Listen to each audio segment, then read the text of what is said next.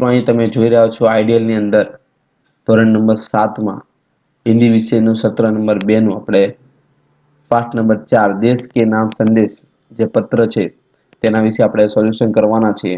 તો વિદ્યાર્થી નમ્ર વિનંતી કે તમે પ્રથમ વખત અમારી ચેનલ તમે જોઈ રહ્યા હો તો ચેનલ તમે સબસ્ક્રાઇબ કરો, જેથી તમને યોગ્ય સમયે યોગ્ય વિડીયો લેક્ચર તમને મળતો રહે।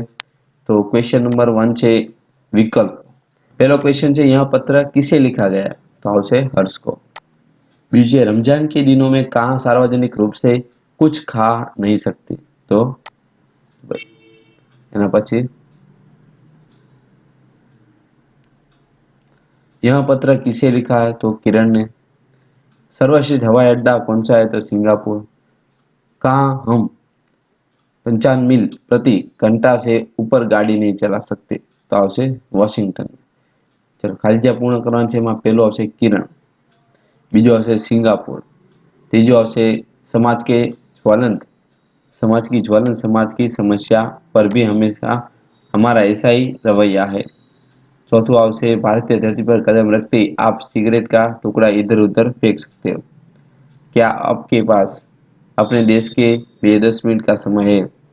हमें सरकार चुनने के लिए वोट डालने जाते हैं। चलो क्वेश्चन आंसर है पहलू से पत्र लिखने वाले का पता क्या है, तो मातृछाया, ऊंची शहरी गांव, मैसपुर। एना पे पत्र में क्या वर्णन किया है? पत्र में भारतीय नागरिक को अपने कर्तव्य के प्रति लापरवाही और सरकार के प्रति शिकायती का वर्णन किया है। डॉक्टर कलाम ने अपने संदेश की शुरुआत में क्या पूछा था?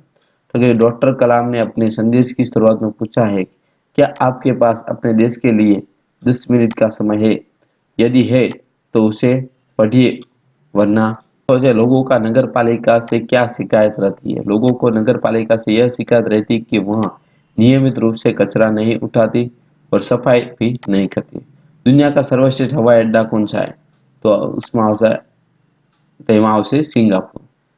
एना पछी आर्चर रोड पर शाम के समय कार चलाने के लिए कितना टैक्स भुगतान करना पड़ता है? तो तकरीबन 60 रुपये टैक्स भुगतान करता है। पत्र के अंत में किरण ने हर्ष के परिवारजनों को क्या कहा?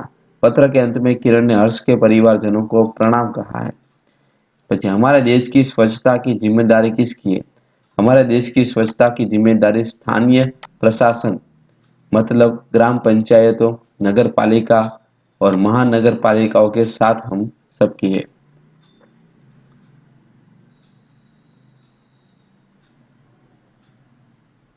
नेक्स्ट है समानार्थी शब्द है, तो અહીં તમને એનો જવાબ આપેલો છે મંજિલ, લક્ષ્ય, રવૈયા, તો પરિપાટી, રસ, ઈર્ષા, मिसाल, उदाहरण, अंश, हिस्सा, हिमाकत, मूर्खता। विरोधार्थी शब्द તમને આપેલા છે, આમાંથી જોઈને તમારે લખવાના છે। નેક્સ્ટ છે એના પછીનું કે કયા પ્રકારનું કાળનું વાક્ય છે તેમાંથી જોઈને તમારે લખવાનું રહેશે। એના પછી 8મો ક્વેશ્ચન છે કાળ પરિવર્તન આપણે કરવાનું છે। મેં બજાર ગયા, તો ભવિષ્ય કાળમાં આપણે કરવાનું મેં बाजार जाओगी अथवा जाएगा। मंदिर में पूजा होगी, मंदिर में पूजा हुई। शिमला में हिम वर्षा हुई, तो शिमला में हिम वर्षा होगी। मैंने पढ़ाई की, मैं पढ़ाई कर रही हूँ। चलो एना पछी शब्दों में उचित क्रम में रखकर अर्थपूर्ण वाक्य बना छे। तो पहलू वाक्य आવું બનશે सफाई में खुदाई है। मेरा भारत में। तीजું वाक्य है दहेज लेना और देना पाप है। चौथुं से आओ मिलकर भारत को आदर्श राष्ट्र बनाए।